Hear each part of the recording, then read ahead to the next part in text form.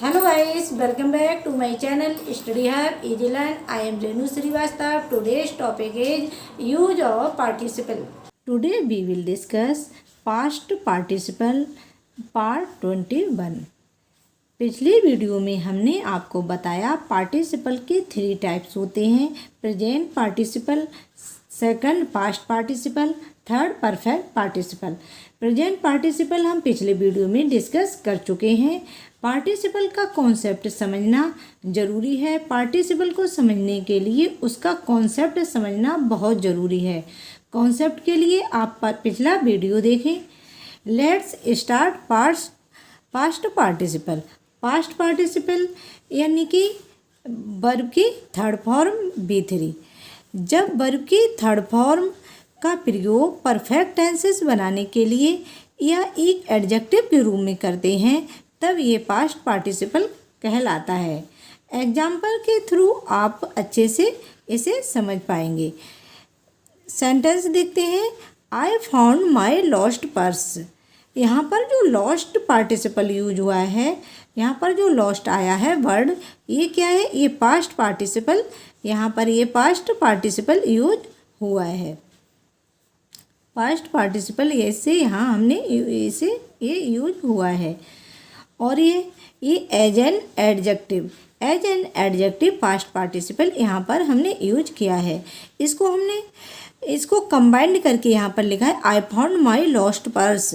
मैंने अपना खोया हुआ पर्स पाया। इसको अगर हम टुकड़ों में अगर हम बात करते हैं तो ये कम अच्छा लगता है। जैसे हम कहें I found my purse, the purse was lost.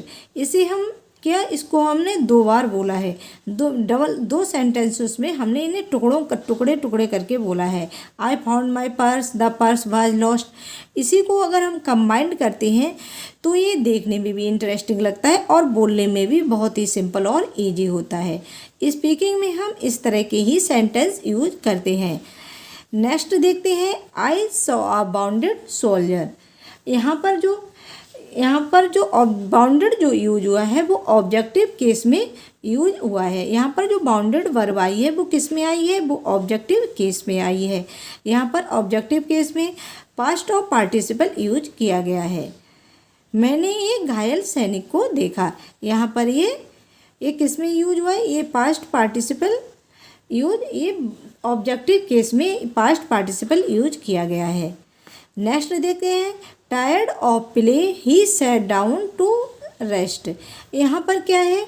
इस वाक्य में 2 इन्फॉर्मेशन दी गई हैं। वो खेलकर थक गया, फिर उसने क्या किया? वह आराम करने बैठ गया।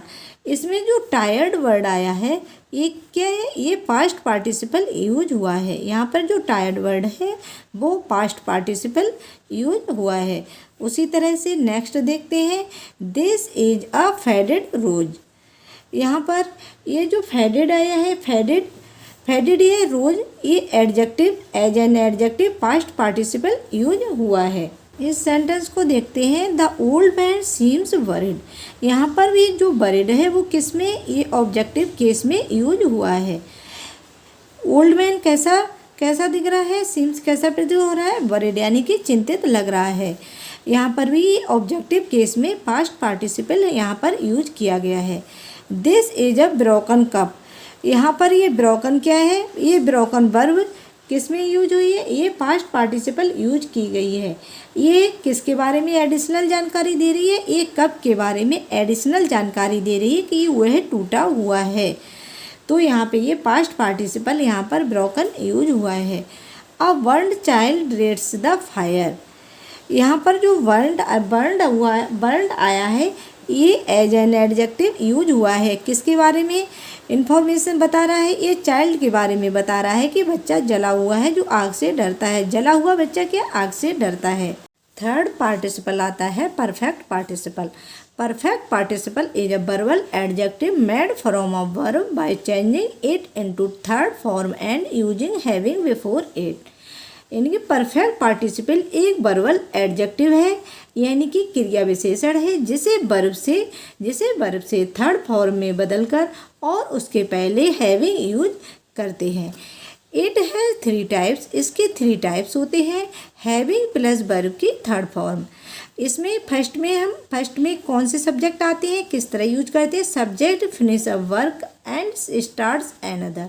जो सब्जेक्ट होता है वो एक कार्य को फिनिश करता है और दूसरा कार्य वो स्टार्ट यानी कि शुरू करता है।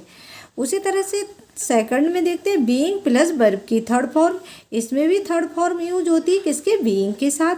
इसमें इस सेंटेंस में subject is being affected by someone's action. यहाँ पर जो सब्जेक्ट होता है वो अफेक्टेड होता है किसी दूसरे पर्सन के एक्शन के द्वारा। ये पैसिव के थ्रू पैसिव की तरह बनता है। हैविंग बीन प्लस वर्ब की third form.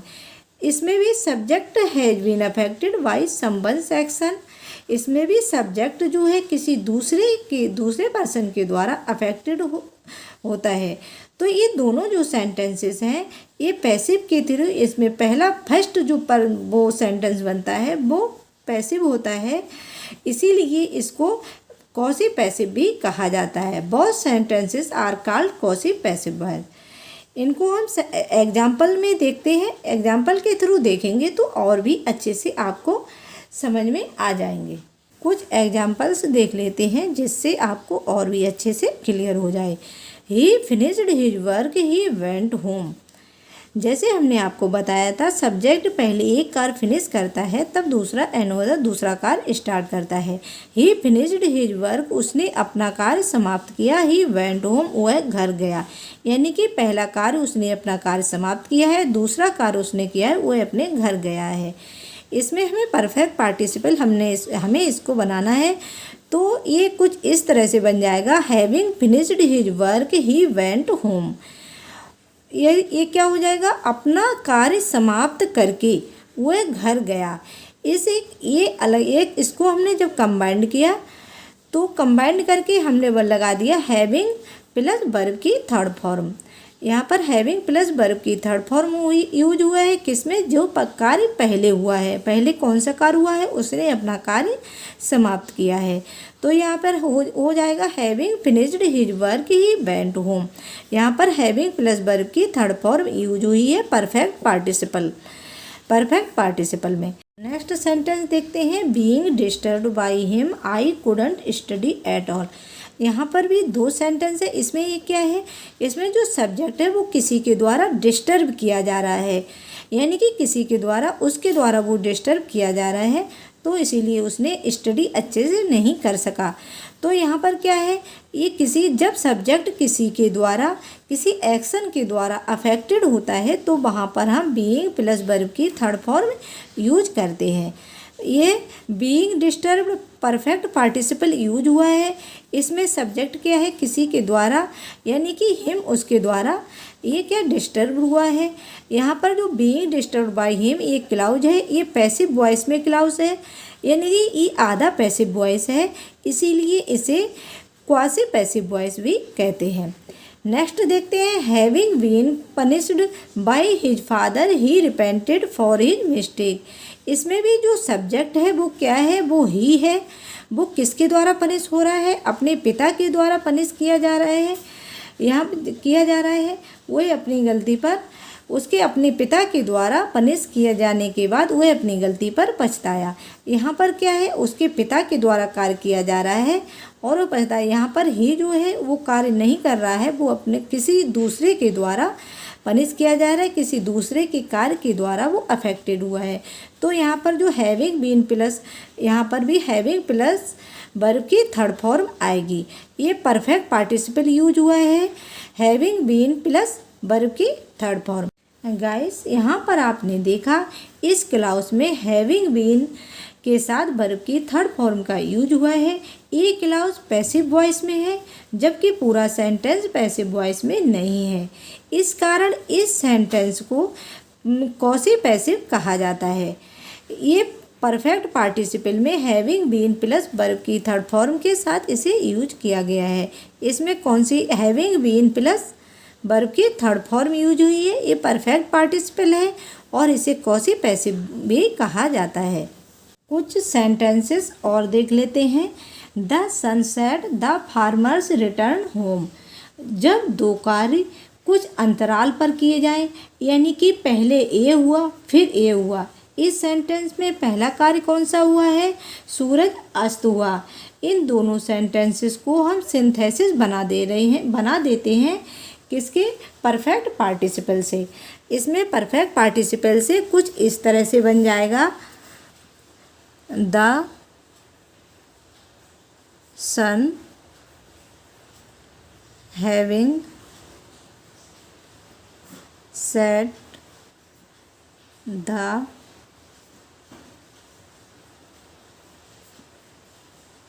Farmers return home. इसे हमने परफेक्ट पार्टिसिपल बना दिया है। इसी तरह से next, he took his food he went out to office. इसमें सब्जेक्ट एक है और कार्य दो हुए हैं।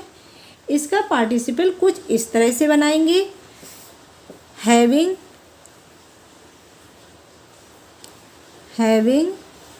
Taken his food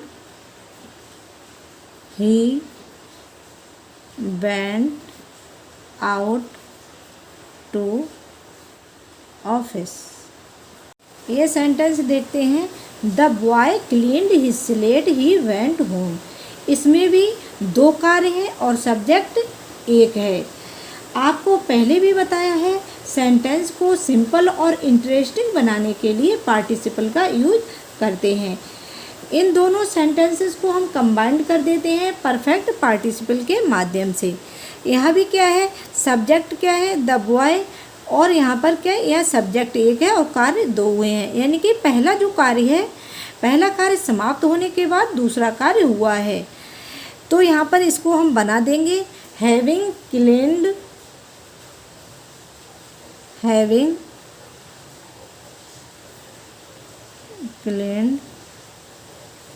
his slate he the boy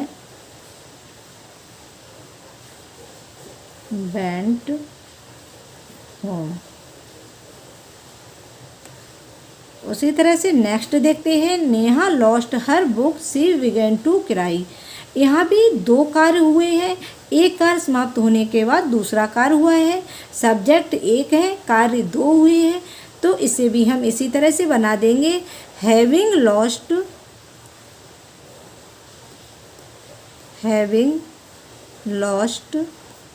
her book Neha began to cry. So guys, आपको वीडियो अच्छी लगी होगी, वीडियो को लाइक कीजिए, चैनल को सब्सक्राइब कीजिए। If you any doubt any query please write down in the comment section. See you in the next video. Till then, bye bye.